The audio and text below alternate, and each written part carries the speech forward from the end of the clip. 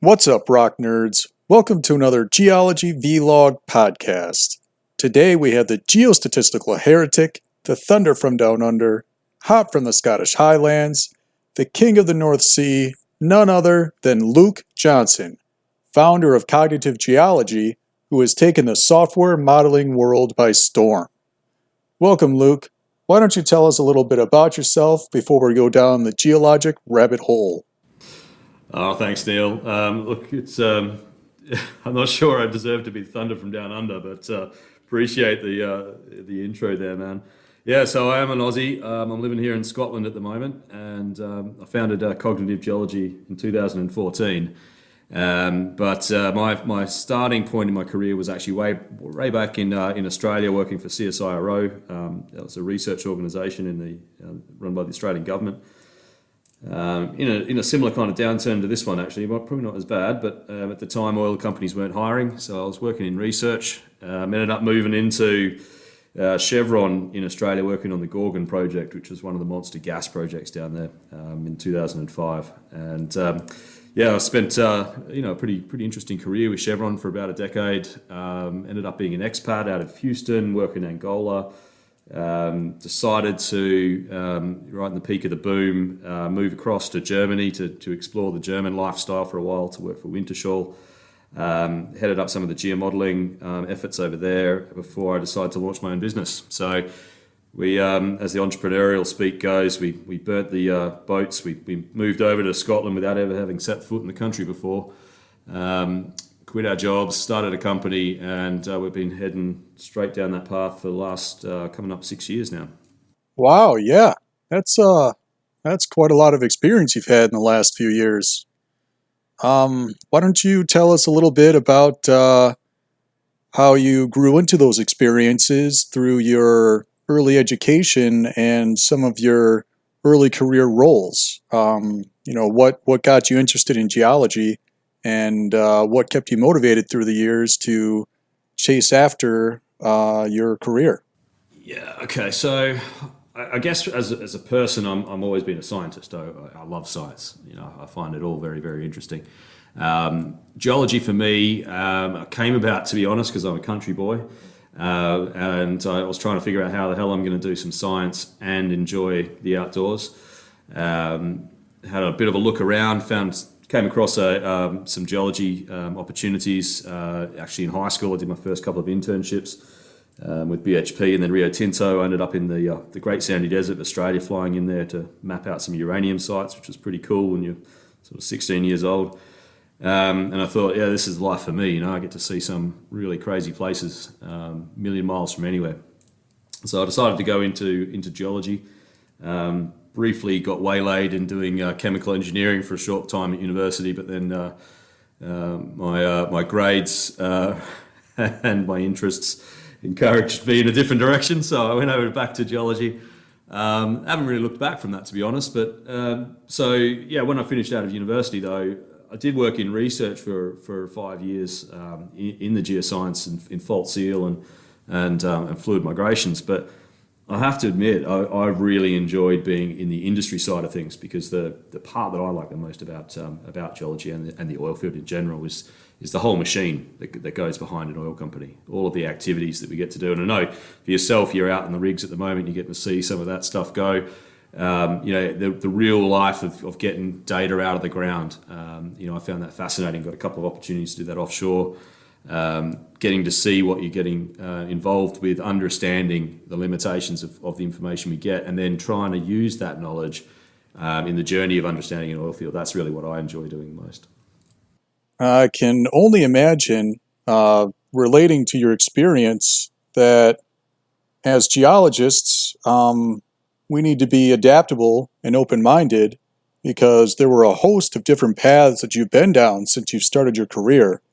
And I'm sure that you'll have several more to come as you explore the world with cognitive geology. What sort of issues have you come across while doing consulting with cognitive geology? And what sort of geology do you use, or what kind of geologic data is used in analyzing the subsurface? Well, so I guess my current company at the moment, we don't really do much consultancy work. We're mainly focused on building software. So these days, I'm not so much trying to get hold of data to do interpretations for assets. That's normally on an ad hoc basis when people ask us to come in and help them out. But inside an oil company, I'll tell you what a great example. And I know Neil, you've seen some of my video blogs. There was one that I talked about with I think I called it my $24 million mistake. But in that example there, we were looking at an asset there that was something like 34 TCF of gas. I remember when I first got into Chevron, I moved over. I came over to the US for a field trip in Utah, and we're all introducing ourselves. And I was like, "Yeah, I've just joined Chevron. I've been in here for a couple of weeks. My name's Luke. I'm working on this asset. It's 34 TCF." And some of the Americans working in Gulf of Mexico piped up and said, "I think you mean BCF, mate." I said, no, it's TCF. So, this is a monster field, right? 80 by 40 kilometers in area. It was just absolutely massive. And we had 4 wells in there. And this was one of these strange reservoirs where there was actually a structural clay. So fecal pellets from little creatures that had made up the reservoir, which is just bizarre, So if you look at the clay diagrams for reservoir, there is a structural clay element. This is probably the only one we've ever seen. But you talk about data and trying to get hold of data, right? So we're working this asset. This is Chevron, Exxon, Shell, and BP, 4 of the best and biggest companies out there in the world. We've got this asset, this monstrous asset, and we're all looking around at each other at the TCM saying, "Look, have we got any analogs for this particular asset?" And we searched high and low throughout the companies, trying to find just an example of this particular asset. This kind of reservoir. Has anyone seen a structural clay reservoir? And after months of work across all of these 4 companies, we came back with a comprehensive answer that absolutely no, there's no other reservoir like this in the world. So we went off and did our work, and part of the story was that we drilled a well down dip. We knew that the clay was going to compact. These clay pellets were going to compact under increased burial pressures. And we drilled a well, proved the answer. So it's kind of what I call a mistake. It was a well we knew the result what it would be, but we weren't able to convey the message properly to non-technical people. So we spent money to get an answer that we knew would have happened. So not the ideal situation in appraisal. I like to try to prove things I don't know. Anyway, the point was I moved over to the States. I was working as an expat. Went back home, see the family, catch up with some friends, walked into the office, caught up with some of my mates there. And one of them said, "Hey, Luke, you wouldn't believe it. We found an analog for Jans." I was like, "Oh, wow, okay, where was it?" I was thinking it was going to be some exotic location that just bought into some assets somewhere. And they laughed and they said, "No, if you go to the head office of Chevron and stand there in San Ramon and have a look out the window, right there, that's it. There's this big cliff face with this, well, not quite visible from the office, but just near that location, there's like 40 kilometers of outcrop of this stuff. And the company operating it, didn't even have knowledge. We couldn't find the knowledge because trying to get that within an organization, and it relies upon the experience of a geologist to say, "I've seen that outcrop." And the way we ended up coming across it is someone had moved to Australia and seen the reservoir and said, "Oh God, I've been looking at that out the window for years." So that's, I think, one of the things that is really exciting about the software world now, that we're able to start to bring together that knowledge across the corporations. It's not tied into the individual minds quite so much as it used to be. And I think that's going to be a really exciting phase in the next couple of years of geology. What I'm gathering is that you're saying geologists need to be able to have an analog at times to describe the subsurface using rocks that are found on the surface. I guess it is pretty expensive to gather subsurface data when you have to drill to get it. Your company utilizes drilling data to expand on the subsurface from known data points, but how are your software packages used? What is the role of the geologist when using Hutton, one of Cognitive Geology's software packages, and how do they expand beyond the known well data? Yeah, that's the intention. So we've built a framework that allows us to really explore how geology might proliferate in 3D. And I think one of the things that you learn as you go through your career is your observational data is always incomplete. So there's a role for a geologist to sit there and think, preferably actually think about how things might go away from the wells. Hopefully you've been good enough to be able to sweet spot and target some of the best of the geology, and that's made your drilling strategies more cost effective and more profitable. But your job as a geoscientist is to try to come up with the idea of saying, okay, what's it going to do away from these areas, away from the observed data. So we've been building various tools and techniques, frameworks that allow people to explore that, do it automatically, searching for expected geological patterns, and put the geologist back in the driving seat to postulate, to develop. You remember how we used to be told to develop a hypothesis as scientists? You don't do that very much in the oil field. So that's what we're trying to bring back, the concept of us actually developing a hypothesis and then testing it. And we're using the power of modern computing to then say, all right, we've got a whole bunch of possible hypotheses, we've got a whole bunch of properties that we need to try to pay attention to. Is that useful? And the first answer to that is actually no. No one wants to look at a 1,000 different representations of rock properties. What you want to do is invert that and say, what's the uncertainty? So where are the areas that are really known and areas that are really unknown? And do those unknowns actually impact your business decision? And if it doesn't, the correct answer is I don't care. We focus that back, and that's part of what we can do now. That's really kind of cool. So we're releasing a whole new framework for that in a couple of days, actually. You talked about dealing with geologic uncertainty. Where does geologic uncertainty proliferate more than in the subsurface? Geomodeling allows for expansion on known data points, but it makes assumptions that between known data points that the subsurface should act accordingly. But that can lead to a snowball effect and create a host of error-prone models. How do you know if what you're making is correct?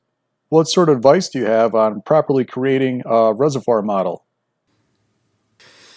Well, I think one of the big challenges when you start into geological modeling, so if you're a young guy trying to get into doing it, or an experienced person who's trying to make sense of it, trying to keep something coherent. So for every scenario you produce, you don't just make one property, because if you're doing a conventional flow simulation in a conventional reservoir, you're going to need the description of the rock matrix, the fluids.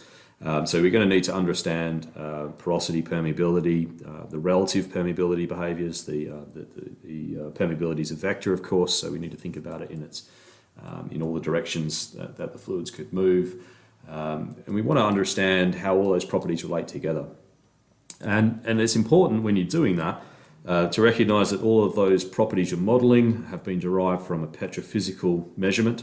And that petrophysical measurement didn't measure any of the properties that you're interested in. So we don't have tools that measure porosity. We don't have tools that measure permeability.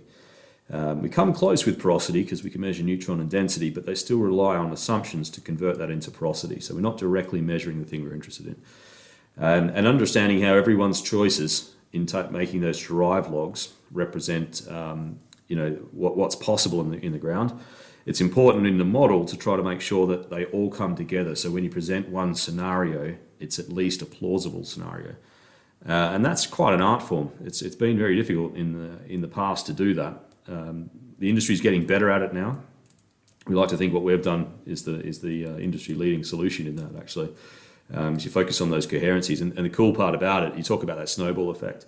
It does. It goes through an exponential expansion when you start dealing with uncertainty, and we're now able to produce not just 10 models, but tens of millions.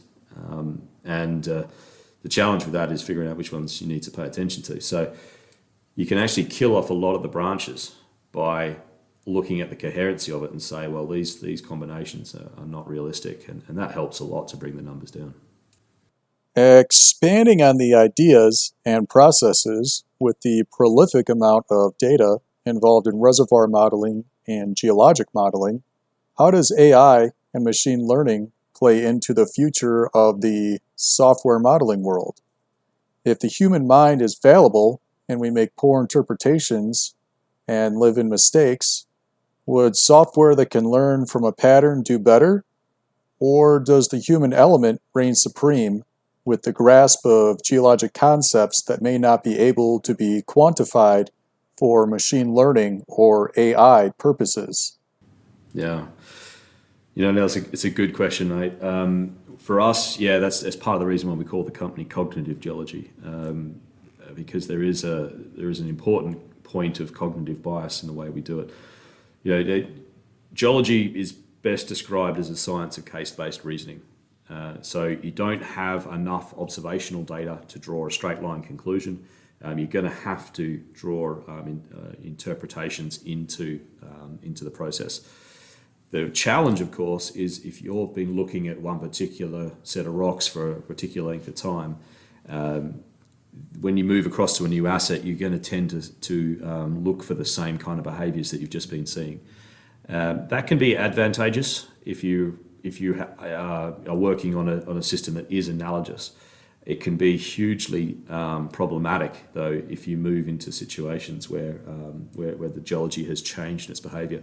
Bit of a thing to note here. There's somewhat in the offshore world a couple of schools of behaviour in the way we look at geology, and they come from whether the background, even of the technology base, was Norwegian, which is one of the big centres for innovation, or American with the Gulf of Mexico. So the Gulf has just been pumped full of sediment from the Mississippi for all these years. Or relatively few years, really, if you look at it in geological context. So the compaction trends are really horizontal, depth-based. North Sea, very different system. You've got much more variation there, much more lithology-driven variabilities, very linear type faults. That's why things like Petrel with pillar gridding got going so well in Norway, because you really didn't need much complexity. So those different slants give you different directions to the technology that people pursue, and it's important that you try to understand and be aware of that as a young geoscientist to focus yourself on recognizing where your knowledge gaps are. But I think as software, there is a big opportunity there to say, could a corporation that has access to more knowledge, is it going to be capable for them to be smarter? That Herbert Reed adage from the 50s that says all things equal, the best geologist is the one who's seen the most rocks. Well, the promise of AI is that perhaps all things equal, the best oil company will be the one that has the most assets. And I think that's something that all of the super majors are really pushing hard to try to monetize at the moment. There's been some interesting developments in it. We've got some solutions in that space. I'm not going to claim in any regard that we're anywhere near the front of that queue, because there are some really clever technologies out there that are working on the machine learning and AI approaches. What we're trying to do is put the geology, the science, back into the data set. So it is a little bit more local in terms of analysis of the data, but the way that it approaches the analysis is focused on geological behaviours that we can routinely expect. So a little bit of a different slant, but it's a really interesting space that's developing in our industry now. What are some of the geologic uncertainties that you come across in geologic modeling? And do you think that there's going to be a resolution or a way for people who do geologic modeling, reservoir modeling, to create a better finished product? We certainly think so. There's a couple of aspects, I think, in the geosciences and in generally the petroleum industry itself, where we've had to deal with how uncertainty impacts really significant business decisions in ways, in magnitudes that others have never really dealt with. We're talking about even the wells that you drill are only getting a 1 in 250,000 sample rate for the grid cell that you're upscaling to in a geological model. The Forties oil field is about with all of its wells here, it's UK's biggest offshore field. There's 1 in 45 billion sample rate. So the extrapolation of this tiny amount of data in statistically into a reservoir, and then understanding how to make tens or hundreds of millions of dollars, even billion-dollar decisions on the back of that. Our industry and our sciences have developed fantastic methods to deal with that, and I think they're really fascinating.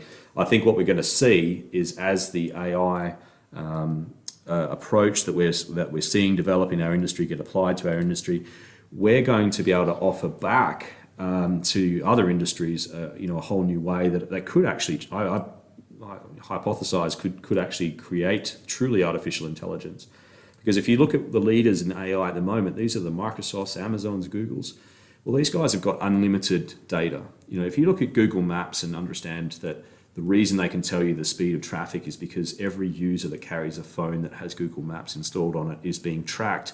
They can detect whether you're in a car by the velocity that you're moving on versus walking. So they can tell you how fast you're going to move from A to B and pick the best route for you. They also have perfect maps.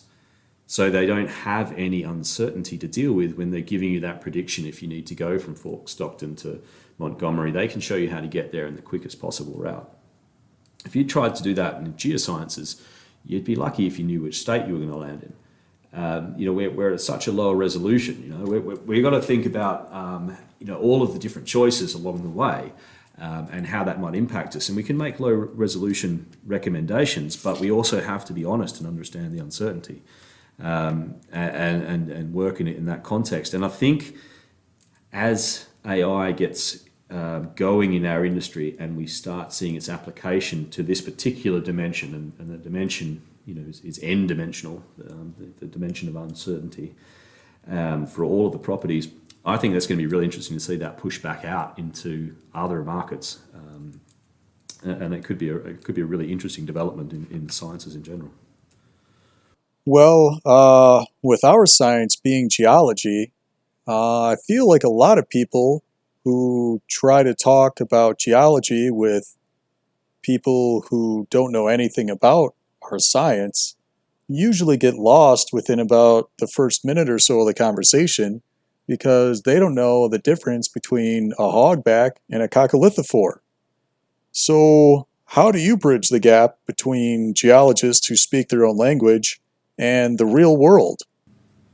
Oh heck, mate, we have so much of a strange lexicon in our science. Yeah, look, I've had an interesting set of experiences in my life being an Aussie that's lived overseas, trying to make sure I can actually communicate when I moved to America and discover you guys speak a different language, and then now I live in Scotland and Christ.